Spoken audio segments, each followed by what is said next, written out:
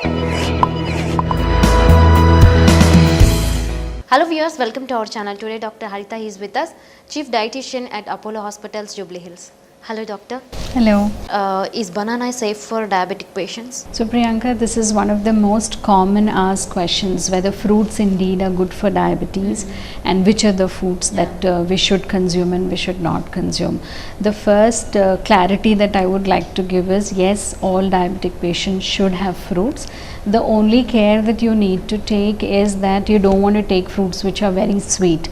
So the ones which taste actually sweet to the tongue. So things like banana, mango, sitafal, sapota, this will have higher glucose content and therefore will increase the post meal glucose for you.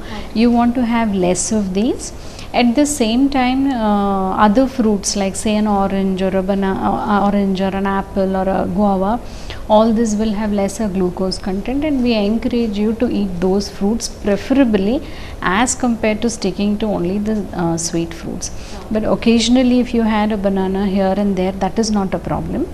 Only thing is that traditionally we are used to eating only banana most of the time, at least 80% of the time.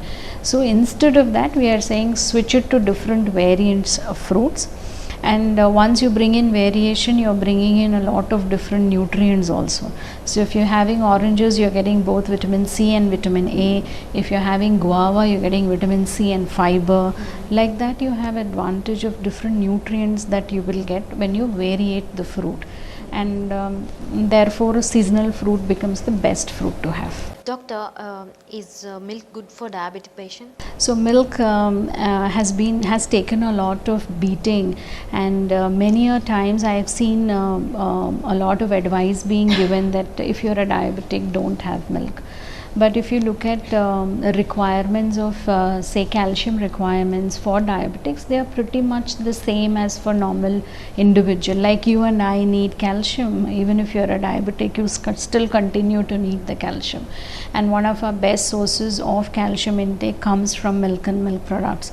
Whether you are having it from curd, buttermilk, direct as milk, or you have some milk product made out of milk, and therefore milk is good. One needs to consume.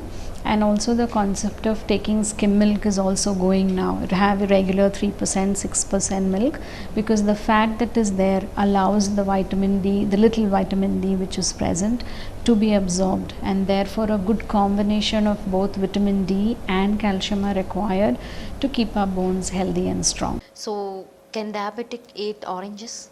Yes, as I said, diabetics can eat all kinds of fruits, and orange is one of the best fruit that you can consume because it's rich in fiber. It's got very little calories per se, and it does not have so much of fructose which will increase your blood glucose. So if you love eating your oranges when they are seasonally available, please consume your oranges.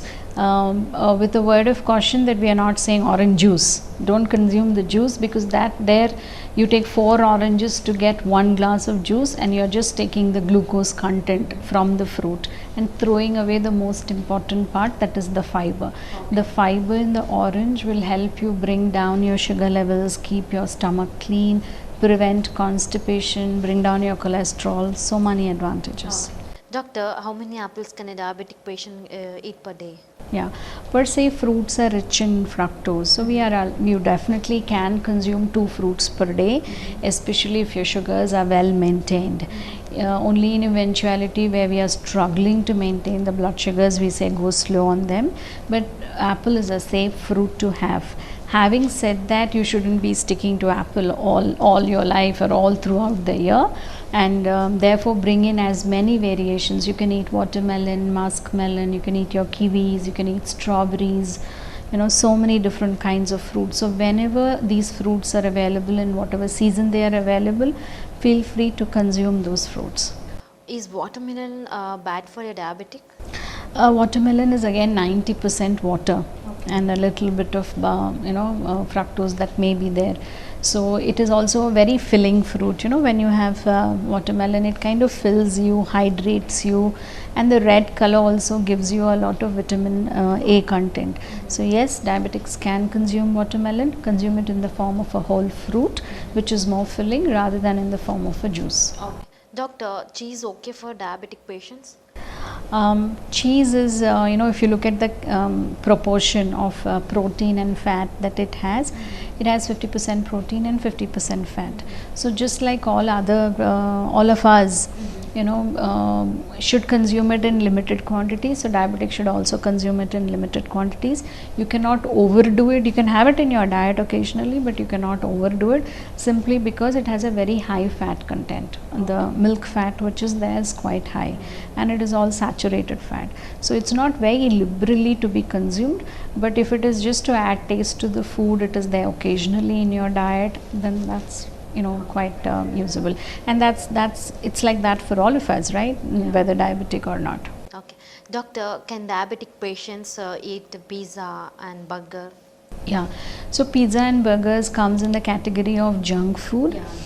And essentially for diabetics or even for normal healthy individuals, if you eat one pizza at a meal, at that moment you feel full. But since it is made out of maida and it is does not have enough fiber in the food, it gets digested very fast. So quickly in another 2 hours you are hungry again, and then again you want to eat something. So why are we saying no pizza, no burger as a meal especially, is that it is made out of maida, which is a refined flour. It does not have enough fiber, so gets digested very, very quickly, and therefore would make you eat more number of calories and repeated number of times as compared to you eating a regular normal meal. So occasionally if you're eating, that's okay, but if that's your daily pattern, weekly 2 to 3 times that's what you're eating, you will definitely be consuming far more calories than what you would eat in a complete meal. Say for example, you're eating normal thali, where there's roti and rice and stuff like that, a regular Indian thali. It's tough to consume anything more than 400 to 500 calories. At the same time, if you're consuming one medium sized pizza, it's very easy to consume one medium sized pizza, and that would be easily 700 to 750 calories. So calorie wise you will be consuming large quantity, but you're again hungry, and therefore the likelihood of consuming more quantity or more calories additionally for a diabetic, and therefore hugely discouraged to eat that as a meal. Okay. Doctor, why is brown rice is better than white rice, particularly diabetic patients? So basically the first difference between white rice and brown rice is white rice is completely polished, and brown rice is unpolished. So it not only has higher amount of fiber, it will also have the wheat germ intact, and wheat germ is a powerhouse of nutrients, especially the B vitamins. So when we are looking for water soluble or the B complex vitamins like thiamine, riboflavin, niacin, all these are present in the wheat germ.